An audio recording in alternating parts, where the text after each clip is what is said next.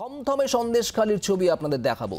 সন্দেশখালীর হাওয়ায় এখন চাপা উত্তেজনা। পুলিশ প্রশাসন কার্যত একেবারে রেড অ্যালার্ট মোডে রয়েছে। 144 ধারা জারি করা হয়েছে গোটা সন্দেশখালীর বিভিন্ন এলাকায় এবং সেই সঙ্গে সঙ্গে বন্ধ ইন্টারনেট।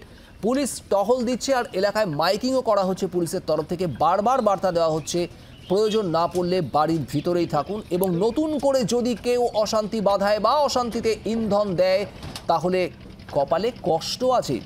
বারাসাত রেঞ্জের ডিআইজি এমনটাই একেবারে স্পষ্ট জানিয়েছেন। খুব স্বাভাবিকভাবে পুলিশের এই তৎপরতা যার জেরে আজ সকাল থেকে নতুন করে কোনো অশান্তি ছড়ায়নি, তবে থমথমে গোটা সন্দেশখালী। ছবিটা একবার দেখার চেষ্টা করব।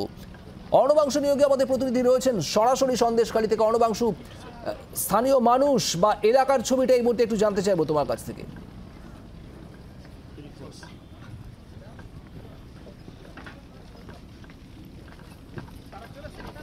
কিন্তু অশান্তি দেখা যাচ্ছে না, কিন্তু মানুষের মধ্যে একটা আতঙ্ক কিন্তু রয়েছে এবং থমথমে পরিস্থিতি রয়েছে। আমি রয়েছি সন্দেশখালী এবং সরবেরিয়ার মাঝে রামপুর। দেখানোর জন্য বলবো পার্থ পাল ক্যামেরা পার্সন, সেটা হচ্ছে বিজেপির একটি টিম এক্ষুনি কিছুক্ষণের মধ্যে আসবে। তারা সেখানে সন্দেশখালী যাবেন এবং তাদের আটকানোর জন্য কিন্তু এখানে ব্যারিকেডের ব্যবস্থা করা হয়েছে। ঠিক রামপুরে যে মোড়, সেই রামপুর মোড়ের কাছেই কিন্তু ব্যারিকেড করা রয়েছে এবং সেই শক্ত ব্যারিকেডের উল্টো দিকেই রয়েছে কিন্তু পুলিশ প্রশাসন, অর্থাৎ আইপিএস পদমর্যাদা অফিসাররা তারা কিন্তু রয়েছেন। কাউকেও কিন্তু এখানে প্রবেশ করতে দেওয়া হবে না এবং যেটা মূল বক্তব্য যে এখনো অবস্থা কিন্তু স্বাভাবিক জায়গায় ফেরেনি, মানুষের মধ্যে আতঙ্ক রয়েছে। সেই কারণে কিন্তু গোটা এলাকায় 144 করা রয়েছে, অর্থাৎ 8টি অঞ্চলে কিন্তু 144 রয়েছে। সেই কারণে কাউকে কিন্তু প্রবেশ করতে দেওয়া হচ্ছে না, এমনটা কিন্তু পুলিশের বার্তা। কোন কোন এলাকায় রয়েছে?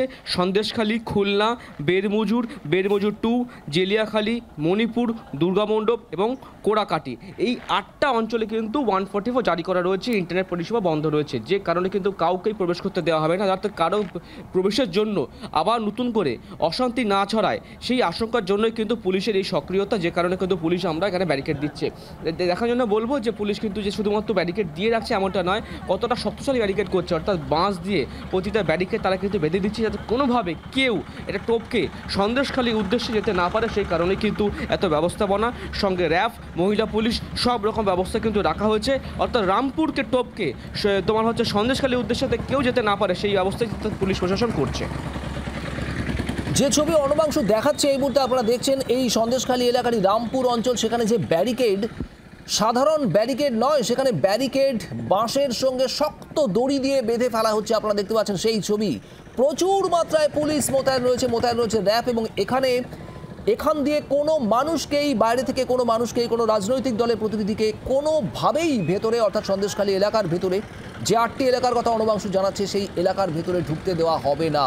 এই ব্যারিকেড বাঁধার, এই ব্যারিকেড রাখার যে ছবি এই মুহূর্তে দেখা যাচ্ছে, তাতে স্পষ্ট পুলিশ কতটা তৎপর। একই সঙ্গে 3 ছবি আপনারা দেখছেন সন্দেশখালীতে উচ্চপদস্থ পুলিশ কর্তারা, আইপিএস স্তরের পুলিশ কর্তারা তারা মোতায়েন রয়েছেন, তারা রয়েছেন ঘটনাস্থলে, সন্দেশখালী থানাতে রয়েছেন। অন্যদিকে সন্দেশখালীতে একটানা মাইকিং চলছে পুলিশ প্রশাসনের তরফে স্থানীয় মানুষের উদ্দেশ্যে, গ্রামবাসীদের উদ্দেশ্যে, যাতে প্রয়োজন ছাড়া বাড়ির বাইরে না বেরোনো হয়, এলাকায় যাতে অশান্তিতে কেউ ইন্ধন না দেয়, এই সমস্ত কিছু বলেই মাইকিং। আর এর পাশাপাশি রামপুর এলাকায় যে ব্যারিকেড, শক্ত ব্যারিকেড করা হচ্ছে পুলিশের তরফে, সেই ছবিও দেখছেন আপনারা।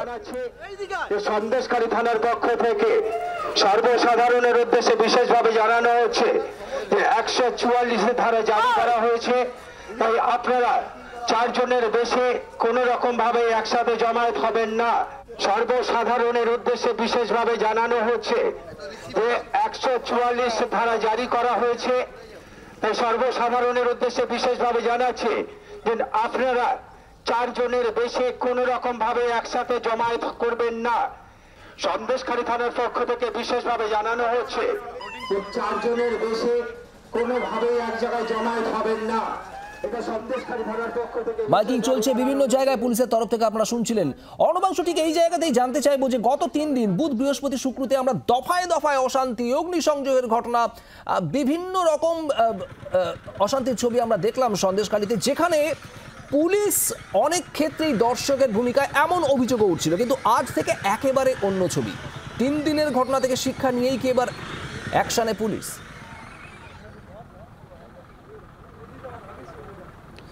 দেখো একদমই পুলিশের যে বার্তাটি আমরা দেখাচ্ছি সেটা হচ্ছে কপালে কষ্ট আছে, এই বার্তার মধ্যে দিয়ে একটা কিন্তু পরিষ্কার ছবি দেখা যাচ্ছে, সেটা হচ্ছে যে পুলিশ কিন্তু এবার শক্ত হাতে কড়া হাতে কিন্তু অশান্তি দমন করবে, অর্থাৎ ফার্দার বা যদি আবারও কেউ অশান্তি পাকানোর চেষ্টা করে তার কিন্তু কপালে কষ্ট আছে, সেই বার্তা কিন্তু পুলিশ দিয়েছে। কারণ আমরা জানি যে সরবেরিয়া মোড়েই কিন্তু একটি স্কুল, সেখানে মাধ্যমিকের সিট পড়েছে, এমতো অবস্থায় যাতে কোনোভাবে কোনো অশান্তি না হয়, কোনো পরীক্ষা বিঘ্নিত না হয় এবং ছাত্রছাত্রীরা যাতে স্বাভাবিকভাবে পরীক্ষা দিতে পারে এবং সবথেকে বড় চ্যালেঞ্জের এলাকায় যাতে শান্তি বজায় থাকে, সেই কারণে কিন্তু পুলিশ এই সক্রিয় হয়েছে। আইপিএস ডিজি পদমর্যাদা অফিসার তারা চলে এসেছেন, এখানে আইপিএস মোতায়েন রয়েছে এবং সবথেকে সমস্ত আশেপাশে এলাকা সব থানা থেকে কিন্তু ফোর্স আনা হয়েছে, সমস্ত মনে মনে পিকেট করা রয়েছে যাতে কেউ কোনোভাবে অশান্তি করতে না পারে। ধামাখালি তোমার একদম যে মোড় ঘাট সেখানে কিন্তু ব্যারিকেড করা রয়েছে পুলিশ, যে ব্যক্তি বা গাড়ি এন্ট্রি করছে তারা কোথায় যাবেন, কে কোথায় যাচ্ছেন, কেন যাচ্ছেন, সেই সমস্ত প্রশ্নের উত্তর পাওয়ার পরেই কিন্তু বাকিদের এন্ট্রি দেওয়া হচ্ছে বা ঘাটে যেতে দেওয়া হচ্ছে। সেই ছবিটা পরিষ্কার, যাতে কোনোভাবে কোনো ব্যক্তি কেউ ইন্ধন যোগাতে না পারে, কেউ অশান্তি তৈরি সৃষ্টি করতে না পারে, সেই কারণে কিন্তু এই সক্রিয়তা পুলিশের। যে ছবি অনবাংশু দেখাচ্ছে পুলিশের হাই অ্যালার্ট মোডের ছবি সন্দেশখালীর সর্বত্র, এবং খুব স্বাভাবিকভাবে আজ সকাল থেকে অশান্তি ছড়ায়নি নতুন করে, কিন্তু থমথমে রয়েছে গোটা সন্দেশখালী, এটা বলাই যায়। বাংলার আওয়াজ, বাঙালির আবেগ, জি 24 ঘন্টা।